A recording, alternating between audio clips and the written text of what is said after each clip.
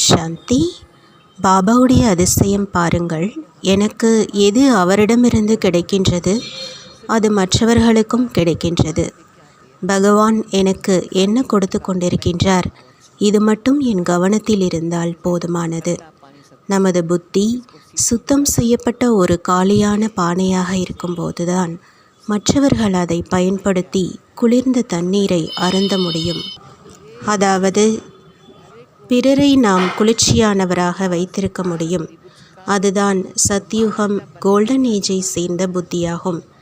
பொன்னான யுகத்தின் மகாராஜா ஆகக்கூடிய ஆத்மாக்களாகிய நம் ஒவ்வொருவர் மீதும் பாபாவிற்கு அன்பு உள்ளது.